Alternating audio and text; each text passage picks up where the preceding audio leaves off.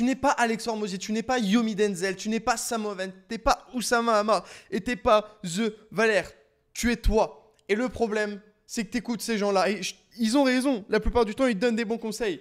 Mais dans cette vidéo, j'aimerais vous présenter la matrice créative ingénieur sur extravert, introvert. Trop peu de gens comprennent cette matrice et du coup font n'importe quoi et se retrouvent au milieu comme ça, broke. Vraiment, t'écoutes les conseils de tout le monde. Ah, Oussama il a dit ça, Yomi il a dit ça, Samoven Saleh Henry dit ça et The Valère il dit ça. Le truc c'est que tout le monde a raison et au final tu fais un peu de tout le monde, hop hop hop hop hop, et du coup tu merges au milieu. Tu te retrouves ici, mais tu vas faire n'importe quoi parce que tu n'es pas en adéquation avec qui tu es. Dans cette vidéo, j'aimerais vous présenter cette matrice qui est vraiment très importante, qui explique pourquoi est-ce que certaines personnes ont des résultats de dingue, d'autres ont des très mauvais résultats. D'ailleurs, c'est aussi intéressant si vous voulez savoir comment vous associer. C'est quelque chose que moi, je regarde beaucoup en tout cas. Mais juste avant de commencer, il faut définir les termes du sujet. Introverti, c'est quelqu'un qui recharge son énergie quand il est seul. À pas confondre introverti avec quelqu'un qui n'a aucun skill social et qui du coup ne sait pas agir à côté d'autres gens, c'est pas la même chose. Et vraiment confondez pas, il y a beaucoup de gens qui se pensent introvertis mais qu'en fait ils ont juste aucun skill social, faites pas l'erreur. Et de l'autre côté on a extraverti, c'est l'inverse d'introverti, c'est tu as besoin d'autres gens pour recharger ton énergie. Exemple, moi je suis introverti, je peux passer vraiment 2 mois, 3 mois tout seul, je vois personne.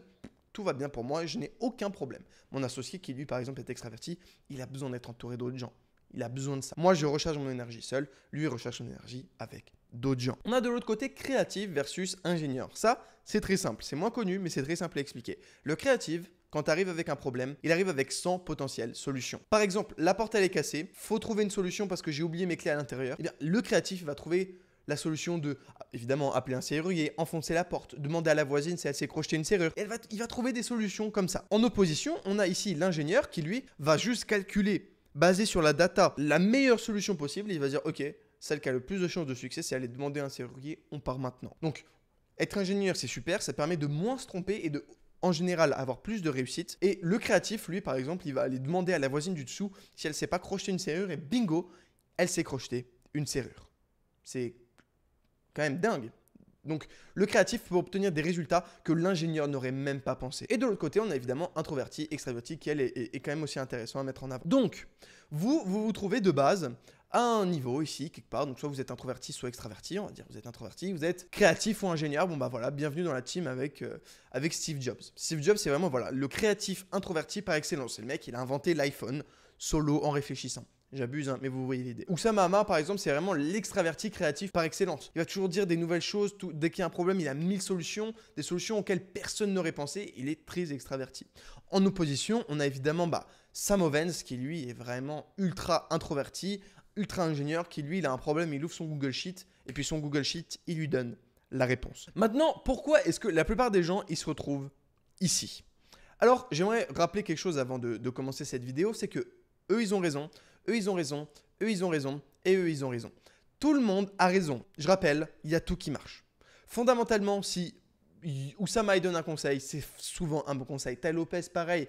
Andrew Tate, pareil. Hormozy, pareil. Tout le monde, en fait. Dès qu'il y a un conseil qui est donné, c'est fondamentalement qu'on pense que c'est un bon conseil. Je me mets dans la catégorie on parce que, allez, voilà.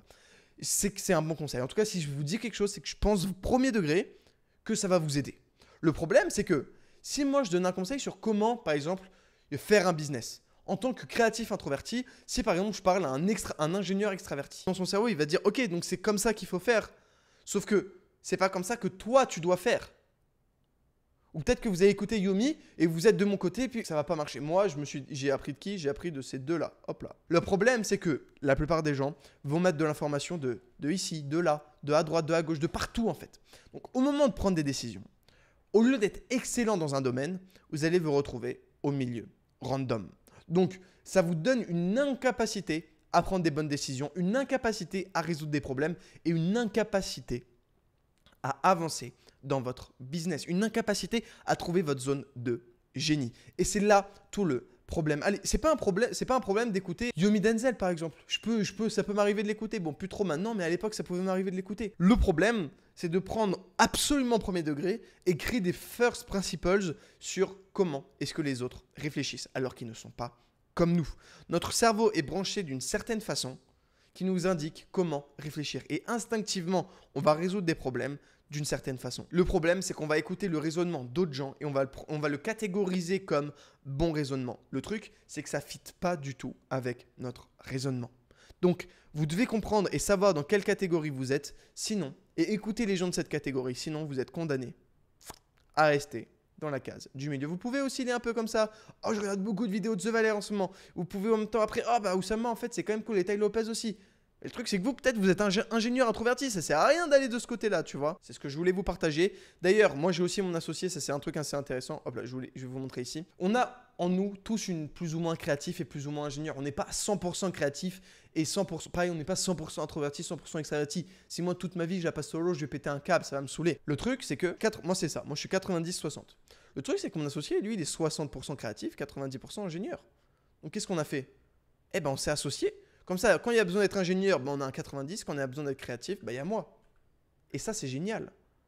Ça, c'est top. Et moi, je peux aussi switcher. S'il y a besoin d'être ingénieur dans ce que je fais, bah, parfait, j'ai besoin d'être ingénieur. Je vais essayer d'identifier à quel moment je dois être ingénieur, à quel moment je dois être créatif. Vous comprenez la différence? Et ce qui est super, c'est que du coup, je me suis associé avec quelqu'un et je vous invite à faire la même chose. Comme Wozniak et Jobs, enfin Steve Wozniak et Steve Jobs, bah, c'est tellement un créatif et un ingénieur qui sont... Mais lui, c'est vraiment l'ultra créatif et l'ultra ingénieur, quoi. C'est vraiment le mathématicien science computing avec le mec qui a inventé l'iPhone et qui a designé l'iPhone. Enfin, vous voyez ce que je veux dire. Voilà. Ce que vraiment je voulais vous partager. Est-ce que vous pensez que... Bon, j'allais dire une dinguerie, mais est-ce que vous pensez que Steve Jobs, il allait écouter Yomi Denzel? Même s'il était broke, en fait, ils sont tellement différents que ça fait pas sens. Vous voyez? Voilà. C'est vraiment ce que je voulais vous partager. Faites pas la même connerie parce que à écouter tout le monde, vous écoutez personne. Et à mettre de la data de tout le monde, en fait, vous êtes vous-même. Et tant que vous n'avez pas trouvé qui vous êtes vraiment à 100%, eh ben vous allez vous retrouver au milieu comme ça et ça va être nul. Bref, c'était Valère, like, abonne-toi, on se retrouve demain pour une prochaine vidéo. C'est vraiment peut-être l'une des vidéos les plus importantes de ma chaîne, c'est pas une blague. C'est pas une blague, donc prends-la sérieusement, identifie où est-ce que t'es et avance basé sur ça.